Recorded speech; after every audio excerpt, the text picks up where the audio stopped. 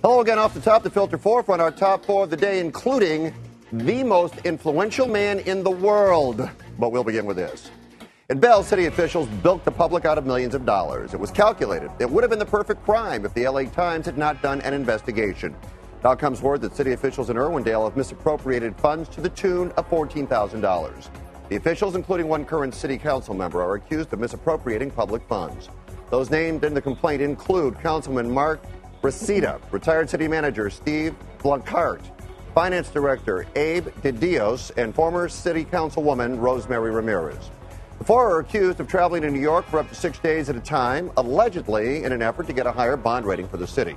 Prosecutors allege that during the trip, the officials bought tickets to shows and sporting events that had nothing to do with city business. Our contributors tonight, the editor of WitnessLA.com, Celeste Fremon, and the editor of Turner's 2 Cents, Cameron Turner. Our pictures are furnished by Skype. Here we go, Cameron. It goes under the same category, but do you believe these crimes are as grievous as the ones committed in the city of Bell?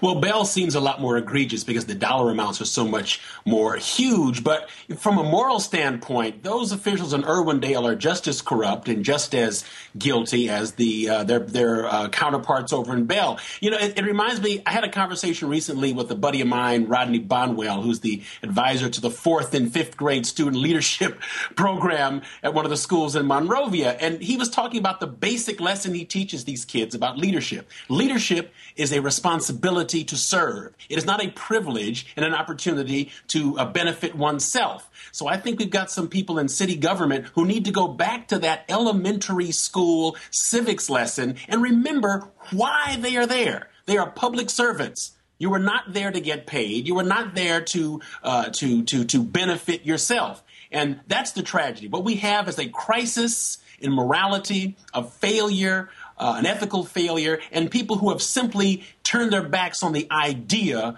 of leadership. All right, Celeste. Let me jump in here, Cameron. Celeste, we got about a minute left here. So I understand what Cameron is saying, but here's the bottom line. These guys are traveling, and so they went to a good restaurant. They stayed in a good hotel. Is that wrong? You know, Matt Taibbi of Rolling Stone called Goldman Sachs a giant vampire squid. Now, these are baby vampire squids, but they're still vampire squids. I think the public is so fed up with people feeling comfortable raking in preposterous amounts of money or just handfuls for their pockets, while a lot of America and a lot of California is really struggling. So, you know, whether they're baby vampire squids or the big ones, we've had it with all of them, honestly. So, no, it's not okay. All right. Well, you do the crime, better be ready to do the time. Let's move on. Exactly. Carly Fiorina is home, healthy, and ready to get back on the campaign trail. The Senate candidate released from the hospital today after being treated for an infection that resulted from surgery related to her breast cancer treatment. Here's your question. How will it affect this election? Since she's back to campaigning tomorrow, we're all happy she's okay. Some have theorized this will help her in the race. It'll humanize her to some, make it easier to connect with someone voters believe is a real person just like them. Plus, it'll be hard for Barbara Boxer to attack someone who has just been in the hospital. Others have suggested it paints a picture of someone who may not be strong enough to serve in the state of California, someone whose health could be an issue down the line. It's a very close race entering the final day. Celeste, will Fiorina's hospitalization help or hurt come Election Day? Well, on one hand, Fred, of course it humanizes her. It humanizes her for me. I think about, boy, this woman in a year and a half has dealt with an aggressive form of breast cancer, 2 big surgeries. One was a double mastectomy plus radiation and chemo, and she's out there with the rigors of the campaign trail. So the fact that I have a sore throat while I'm, on with you tonight seems pretty trivial. On the other hand, do I like her any better as a candidate? No. And I think that in the end is going to be the bottom line. I mean, I think we've got voters that are not happy, again, with someone who took a $45 million golden parachute when she was fired from Hewlett-Packard. She was due that money, was she not? Contractually? Contractually, absolutely. But then why shouldn't she take it? She did, but it wasn't illegal for Goldman Sachs to do what they did either. At the same time, she shipped lots of jobs overseas, and she was serving her shareholders.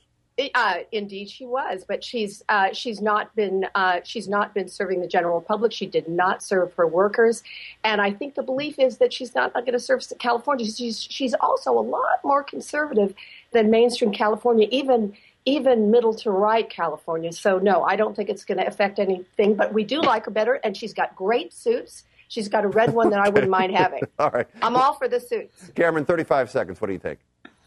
Well, this won't have any impact on Barbara Boxer's ability to campaign in a tough way.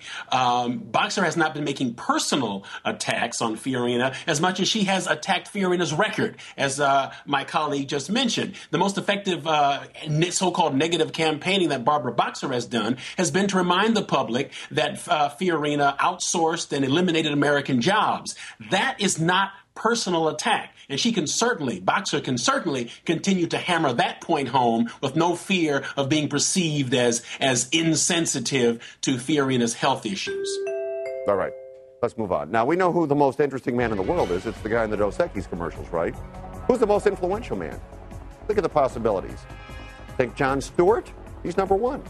AskMen.com polled readers and staff to find out who the 49 most influential men are. Daily Show host Jon Stewart's number one. To give you some perspective, President Obama, number 21.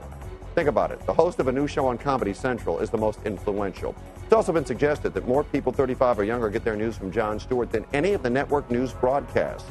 Facts are the facts. The question, does Jon Stewart have it right and traditional news broadcasts have it wrong, Cameron? No. Traditional news broadcast, traditional legitimate media has it right. The problem is that our society is becoming increasingly and joyfully obsessed with the trivial. As we see the readership of newspapers and news weeklies plummeting, and we see the readership of silly tabloid publications going up, we know something is wrong. And we as a nation are becoming increasingly less informed, increasingly ignorant, and increasingly vulnerable to those powers, whether they be in government, business, or any other stratum of society, which seek to manipulate us. The American public should not be proud. I'm going to disagree with this. Actually, I'm going to disagree. When I have my sophomores in college and my graduate students and my 24-year-old son, and if I can bring up something that was on the cover of the New York Times and in class and they haven't seen it, but if I bring up something that was on the Daily Show, they all know what I'm talking about. And it's not because they're idiots and it's not because they're searching for the trivial.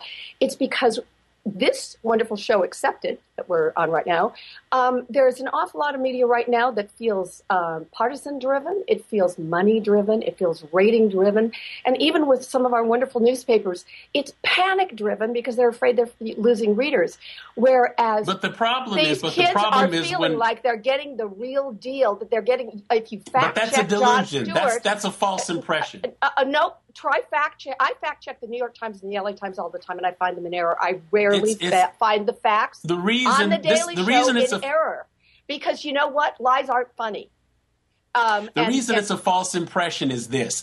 There is no way anybody can use the Daily Show or, quite frankly, any new television broadcast as their primary source of information and think that they are fully informed. The very best, let me finish, the very best, most journalistically sound 22-minute news broadcast will not be able to give you the depth and level of information that you will get from reading a newspaper and reading a magazine like U.S. News or World Report or Time or Newsweek. So we should not be content. We should not be content. We should not be content with getting our news from Jon Stewart or Bill O'Reilly or any of the other programs of that type. We need to be informed, and we need to get back to reading and not just. We got to stop volunteering to be an illiterate society, because that would be our bane and our destruction. Read, Celeste, don't just watch. Celeste, here's what we're going to do. I'm going to give you 10 seconds, and then we're going to have to eliminate our last topic tonight because we have to move on. So you wrap this up, 10 seconds, go. When Jon Stewart was recently interviewed on Fresh Air, he said at some point he'd like to do something other than the Daily Show, and I thought, no, you can't quit. And I felt people all over the country were saying the same thing, so there you have it. And I'm a reader. All right. Celeste, Cameron, well done tonight. Really appreciate it. I'll talk to you guys soon. Thanks, Fred.